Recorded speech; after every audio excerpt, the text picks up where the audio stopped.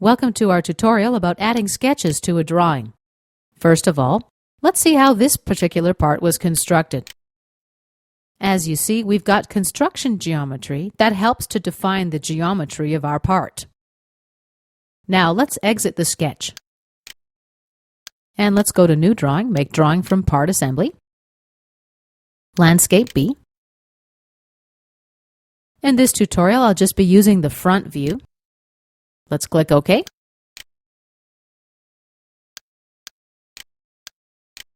Now let's go to the Sketch tab. First, I'll create a rectangle. In the Options control area, check for construction.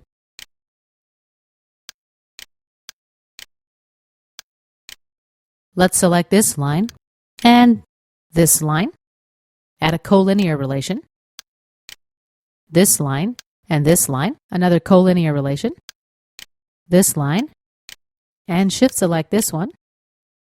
Add another collinear relation. Now this curve and this line, create a tangent relation. OK. Next, I'm going to use the center line tool.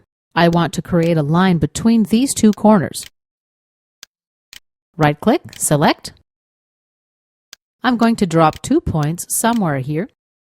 Let's use another center line now. I'm going to touch this line and create a line from the center of this line.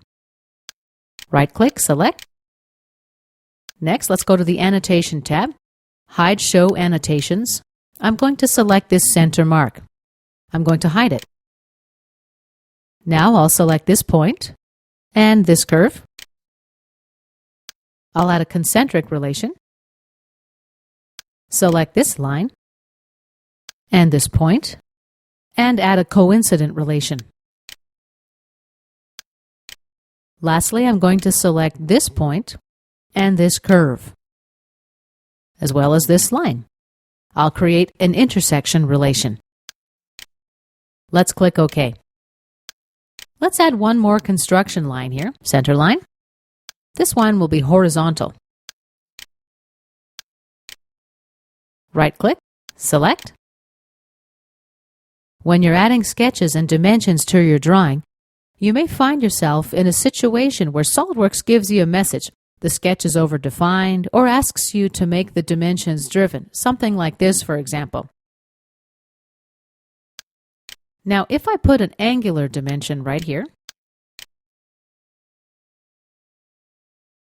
okay, SolidWorks tells me that this dimension will make the sketch overdefined or unable to solve. Do I want to add it as a driven dimension instead? Well, yes. I'm going to delete this dimension and dimension our model. Let's show what happens if we opt to leave this dimension driving. What I end up with is an overdefined sketch.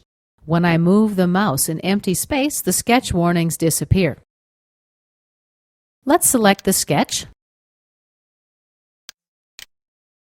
And let's double-click on the warning. Select Diagnose. The Diagnose window gives us 5 solutions. It suggests that we remove this tangency. Next, to remove the horizontal relations. To remove a dimension and a collinear relation. OK. Let's go back and remove this dimension. Accept. And the sketch is now OK. Let's apply the rest of the dimensions. We'll put an angular dimension here. We'll make it dimension driven. Next, the distance between these 2 points. When I move my mouse, the dimension keeps changing. When I find the point where I get the dimension I need, I right-click, and that locks the dimension. If I want to unlock the dimension, I can just right-click again and then adjust it as needed. You relock the dimensions with another right-click. Let's make it dimension-driven. OK.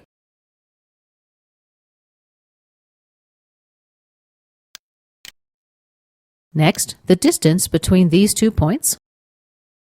When I move my mouse, as you see, the dimension keeps changing.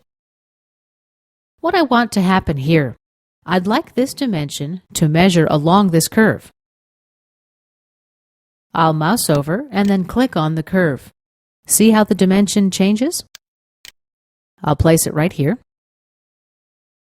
Click OK. And let's place a radial dimension right here.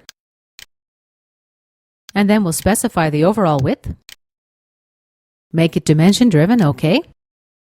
Lastly, I'll put a radial dimension right here.